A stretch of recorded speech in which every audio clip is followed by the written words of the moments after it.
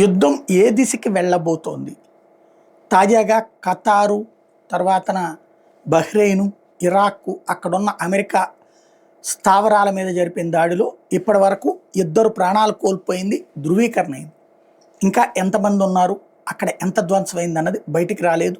రానియట్లేదా, లేకపోతే రాలేదా, లేదా పెద్దగా ధ్వంసం జరగకుండా ఉందా అనేది చూడాలి. ఇది నెంబర్ 1. రెండవది, యుద్ధపు ముగింపు ఎక్కడ, ఎవరి చేతిలో ఉంది?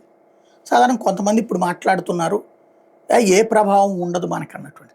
నాకు తెలిసి ఇరాక్ ఇరాన్ యుద్ధం జరిగింది, లేదా ఇరాక్ మీద అమెరికా దాడి చేసిన రోజుల్లో బాగా గుర్తు. ఆ టైంలో అప్పటికి లీటర్ పెట్రోల్ 20 రూపాయలు ఉండేది, అర లీటర్ 10 రూపాయలు. మా బాబాయ్కి బండి ఉండేది టీవీఎస్, దాంట్లో పోయించేటప్పుడు నేనే వెళ్ళి 10 రూపాయలు ఇస్తే పోయించుకొచ్చేవాడిని అనమాట. అట్లాంటి స్టేజీ నుంచి ఏకదం ఇప్పుడు ఆ తర్వాతనే 50 రూపాయలు 60 రూపాయలు ఉంది. లీటరు 20 రూపాయల నుంచి లీటర్ 50 60 దాకా వెళ్ళిపోయింది. ఆ తర్వాత ఇన్నేళ్లలో చూస్తే ఇప్పుడు 110 120 రేంజ్లో ఉంది. ఇప్పుడు గల్ఫ్ మొత్తానికి యుద్ధ వాతావరణం ఏర్పడింది. ఈ గల్ఫ్ యుద్ధ వాతావరణం అంటే మనకి విదేశాలకి లింకులు తెగుతాయి. ఎందుకంటే మన అనేక విమానాలు అమెరికాకు పోవాలన్నా, యూరోప్ దేశాలకు పోయేటప్పుడు గల్ఫ్ వైపు నుంచి లేకపోతే సింగపూర్ వైపు నుంచి పోవాలి.